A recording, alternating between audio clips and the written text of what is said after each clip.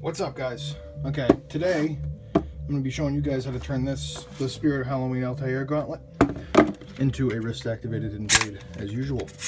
It's got a lock, same basic principle as all the other ones. Comes with the vambrace bit, which I always keep because it's pretty cool.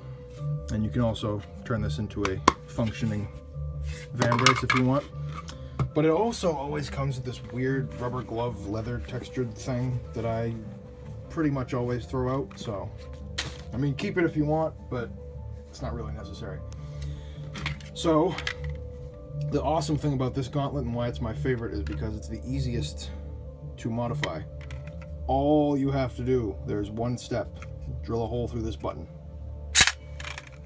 My first one that I bought, I completely took apart and ruined because once you take this thing apart, it's pretty much impossible to put back together without the spring bending and not working on you. So, after a lot of trial and error and a couple hidden blades later, I figured out the secret to this one. It's pretty simple. All you need, a power drill or something to drill a hole in, and your fishing line and your ring, and you should be all set. And I'm going to show you guys how to do that right now. All right. Now, once you drill your hole, and you're going to want to drill the hole right here. Right in the left side, should be able to see through, right there.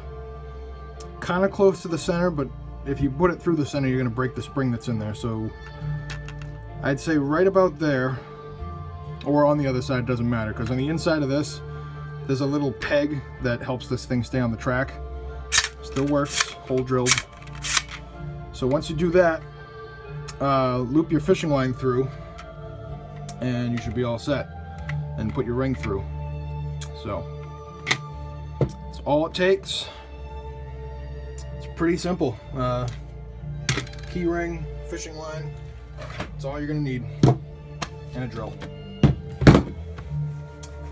And you should be good, as long as you don't drill into the center. Just make sure it's slightly askew from the center, and you should be good. All right, now the other cool thing about this, yeah, this is Altair's hidden blade. It's pretty cool. The great thing, I ordered other hidden blades from the Assassin's Creed workshop with Ubisoft. This is the same hidden blade. It's all just different casings from the other ones. Because the blade for the Assassin's Creed 4 one was really flexible and flimsy. This one stays nice and rigid, it's nice and smooth. I just took the cap from the outside casing and glued it down to this. So it's also wrist activated, like everything else. And you can edit the blade if you want, give it a new paint job, but it's the Assassin's Creed 4 hidden blade still. Now this was a different story. I ordered this. As soon as I used the blade that came with this gauntlet, it broke. I don't know why that is. It might have just been the one I ordered. But I took the hidden blade from this on all the casings, strapped it to this, glued down the top shell or the housing for the other one, still wrist activated, and it's velcroed down to this, and the rope launcher snapped off of this gauntlet, so I just drilled a hole right through the center of that, bolted it down, so now it's stuck to the gauntlet permanently. It still goes through. I still velcro these up, but just for demonstrations purposes. You put it on your thumb, because this gauntlet's pretty rigid and you can't bring your hand back. But yeah, this is still very operational, and it works for a lot of the hidden blade designs. You can just take them apart and put them onto this one, because this hidden blade is very reliable. It's not going to break ever. It's all flexible plastic and all that great stuff. So that's pretty much about it for this video. I also, for next week, I ordered this, and it's okay quality when I first bought it, but it arrived broken and I had to take it apart and fix this little bit. That works still.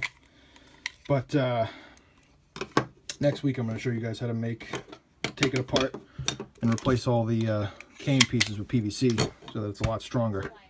So yeah, should be good. Okay, if you guys would like another in-depth video on how exactly I did this one, leave it in the comments below and I will. Depends on what you guys want to see. Also, Spirit Halloween, really underrated Halloween costume store because they sell really awesome stuff for really cheap.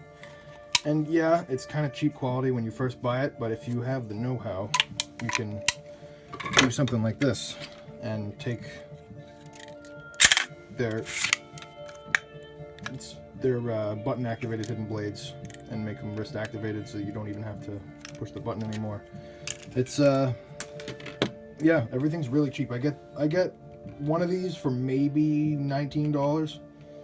This was a little pricier because it's the official licensed blade, but I just put one of the $20 ones onto this one. But yeah, Spirit Halloween, go check it out. They have a lot of cool Assassin's Creed stuff and other franchise themed items that you can get.